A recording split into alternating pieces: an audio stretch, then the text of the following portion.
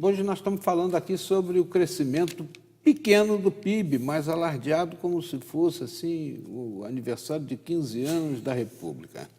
Estamos aí numa situação complicada, né, professor, pelo que o senhor está falando, porque dizem os administradores que quem não progride, regride, né? Já o Adam Smith falava Sim. isso, né? E nós estamos aí diante dessa situação, 0,2%, o pessoal batendo bumbo, fazendo festa, e agora nada. dizendo que foi a greve dos caminhoneiros também que colaborou para crescer pouco. Tem a ver? A greve dos caminhoneiros, não há dúvida que atrapalhou em alguns setores o crescimento das atividades econômicas, mas nós temos que pensar que depois da retomada pós-greve, facilmente a economia conseguiu sua estabilização. Por exemplo, eu faço na Universidade de Taubaté uma pesquisa de preço, nós tivemos um maior aumento de preços durante os meses de greve, mas passado um mês depois da greve, os preços retornaram ao patamar de abril. E o crescimento da produção também aconteceu, ou seja, várias fábricas, por exemplo, aqui no Vale do Paraíba, estavam dando férias coletivas antes da greve. Agora, depois da greve, pode ter ocorrido uma redução da produção, mas facilmente você consegue equilibrar essas contas de produção. Então, não há dúvida que a greve pode ter atrapalhado um pouquinho, mas essa estagnação das atividades econômicas tem muito mais a ver com a ausência de uma política de desenvolvimento no Brasil. Então, só pensando aqui, qual é a política industrial brasileira? Alguém sabe me falar qual é a política industrial? Nos últimos anos até nós tivemos um aumento no consumo brasileiro, pensando lá o período de 2010 até 2014.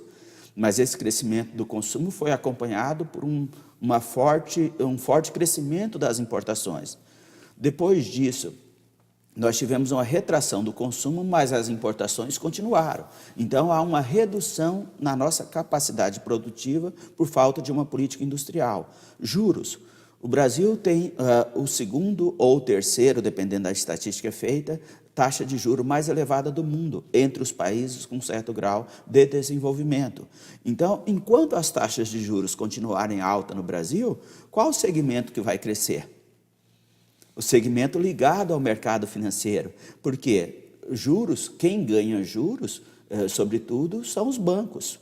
E estão dizendo que agora, com esse negócio do dólar, vai ter que subir o juro para poder dar um basta nessa situação, ou pelo menos dar uma congelada. Então, por exemplo, a minha interpretação, o real precisaria ter uma desvalorização de mais 15%, porque a desvalorização do real é fundamental para o crescimento das atividades econômicas. O governo turco, recentemente, fez uma super desvalorização da moeda local para aumentar a competitividade do país no mercado internacional.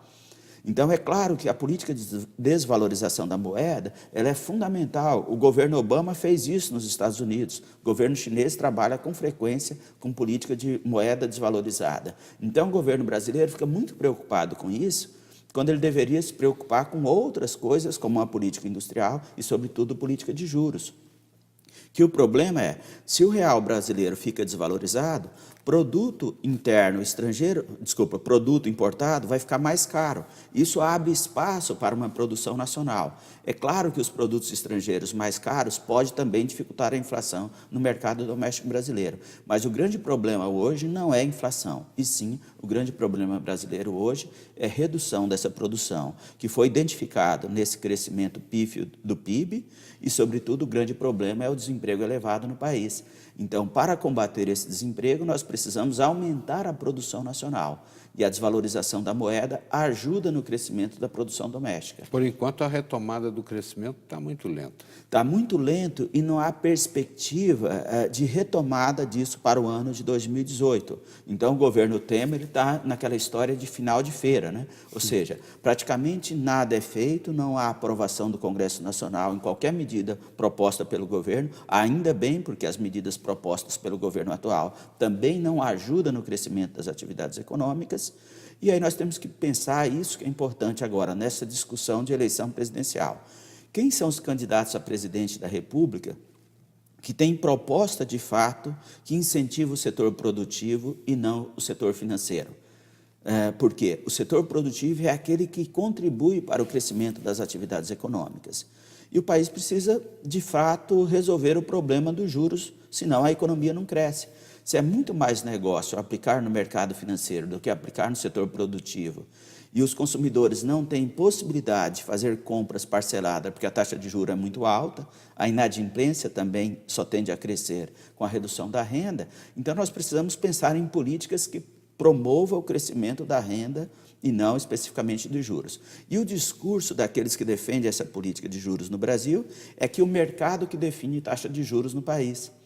Só que nós temos que analisar um histórico recente, eu digo das últimas 3 décadas no Brasil, que ocorreu no Brasil uma grande concentração de bancos. Então, ou seja, por que o banco vai disputar entre si redução de juros? Se tem 4 ou 5 que têm o domínio da economia brasileira. É muito mais fácil fazer um acordo e todos eles trabalhar com taxas de juros mais elevadas. Isso, por exemplo, um economista chamado Nash, foi o Prêmio Nobel de Economia, até tem um filme chamado Uma Mente Brilhante, que mostra a trajetória desse economista. Ele fala sempre, que faleceu há cerca de 5 anos, ou seja, se o capitalista, seja do setor financeiro, seja do setor produtivo, tem possibilidade de ganhar mais na formação de cartel, por que ele vai partir para uma concorrência perfeita? Ou seja, o governo tem que atuar nesse mercado, evitando que o cartel dos bancos possibilite que nós tenhamos aí no Brasil taxas de juros muito altas. E com isso, o resultado está muito claro nos últimos 4 anos, os bancos com maior lucratividade da história e o restante da sociedade brasileira pagando a conta. Inclusive o governo com taxa de juros alta que o governo paga. Professor, não quero que o senhor seja um adivinhão, mas às vezes, né, aqueles que estão lidando com o mercado, né, vendo as movimentações no tabuleiro de xadrez, podem fazer assim uma estimativa, né? Eu pergunto ao senhor, qual a expectativa que o senhor vislumbra para esse segundo semestre? Para o segundo semestre, eu espero coisa muito próxima daquilo que aconteceu no primeiro, ou seja, crescimento próximo de 0 do PIB. E a ideia que eu penso aqui é que a sociedade brasileira tem que repensar quais os grupos políticos que devem fazer a gestão do país lá para frente e discutir isso na eleição presidencial. O que é triste é você observar na campanha dos candidatos a presidente, por exemplo, nenhum deles apresentando proposta de como enfrentar a dívida pública brasileira. E sem resolver esse problema da dívida pública que passa por taxa de juros, qual o resultado? Provavelmente as propostas lá para frente também sejam bastante complicadas. É necessário pensar para 2019. E para 2019 é o novo Congresso Nacional e o novo Presidente da República. Quais as ações que esses governantes vão adotar para que, de fato, nós possamos ter um crescimento econômico e um crescimento sustentável que contribua principalmente para a geração de emprego, que é o grande problema social hoje. A mim causa a sensação de que ninguém quer botar a mão na necessidade de algumas medidas impopulares que certamente advirão de quem quer que seja o novo presidente da República, se for o caso de querer resolver o problema. Sim, mais uma razão, porque se não entra nos grandes temas, esse sujeito tem que ser descartado do processo eleitoral. Cabe ao eleitor fazer a avaliação, por exemplo, se o sujeito está prometendo que vai fazer isso, isso e aquilo. A grande questão é, ele vai fazer tudo isso com qual dinheiro? Verdade. Então, observar no plano de governo de cada candidato qual a origem dos recursos para que, de fato, faça o que ele está prometendo na campanha. Que dinheiro não dá em árvore, é necessário planejamento para que, dessa forma, nós possamos ter aí uma política que leve ao crescimento econômico, mas de forma consistente. É escolher o lado. Então, qual lado e quais as propostas são fantasiosas. Eu lembro da última eleição presidencial, principalmente no segundo turno, Dilma versus Aécio. Eu até fiz um texto para um jornal aí de grande circulação na região, empate de 0, porque nenhum dos dois apresentava qualquer proposta consistente no campo econômico. Dilma ganhou a eleição e praticamente não fez nada. Se fosse o Aécio, era a mesma coisa. Dilma sai, entra Temer e praticamente nada faz no campo econômico. Ou seja, não tinha proposta consistente nenhuma das duas candidaturas a presidente. E esse é o problema.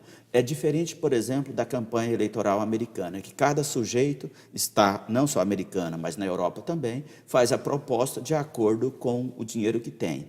Eu lembro quando o Obama foi candidato a presidente dos Estados Unidos, o que ele estava propondo? Aumentar as despesas públicas na área de saúde. E, junto com isso, estava propondo o aumento da carga tributária. Ganhou a eleição, fez o plano de saúde e aumentou o imposto.